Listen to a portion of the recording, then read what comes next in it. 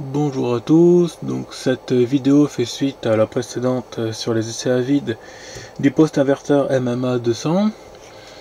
Donc là c'est pour essayer de comprendre en fait pourquoi est-ce qu'on voit mal sur le petit multimètre là.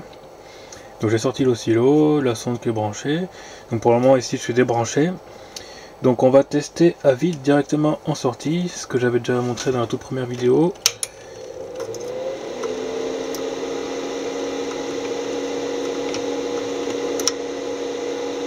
Donc là on voit qu'on a une tension. Alors que quand on mettait au bout du fil, il n'y avait pas de tension. En inverse, par contre, on a une tension plus grande, qui affiche mieux, qui est plus représentative en fait de la réalité. Voilà. Donc là, on a plus que la dernière fois.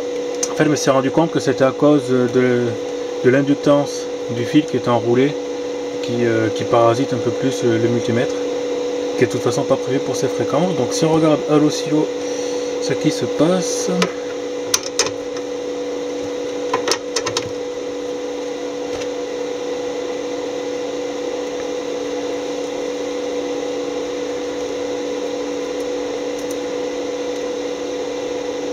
Voilà. Donc là au bout on a toujours, lui il indique 38 volts par là, et ici on mesure environ 63 volts.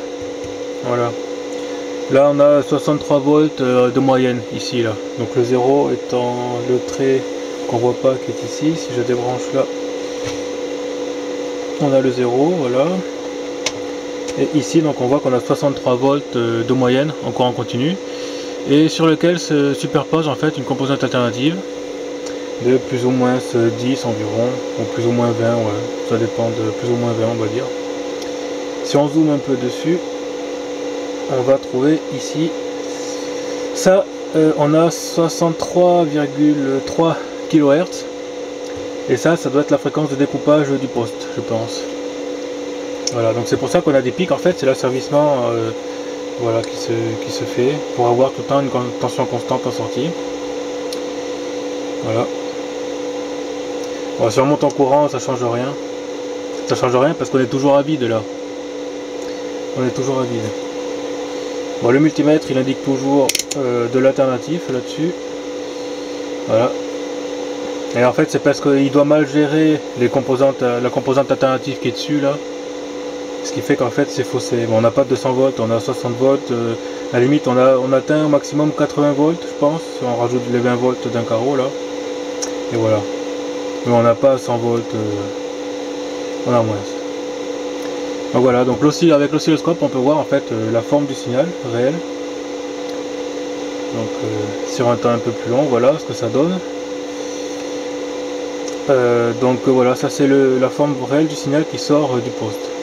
Donc c'est du continu à 63 volts environ de moyenne, et une composante alternative, voilà, plus ou moins 20 volts par là, avec une fréquence de découpage qui est à 63 kHz de brouette. Voilà. Donc c'est ce qui explique en fait pourquoi le multimètre merdouille, parce que cette composante alternative là, il la mesure pas, lui il est censé fonctionner en continu, et pour la mesure alternative c'est plutôt du 50 Hz, voire 60 Hz. Les composants à l'intérieur ne doivent pas supporter, voilà. Bon, voilà pour cette petite vidéo. À plus.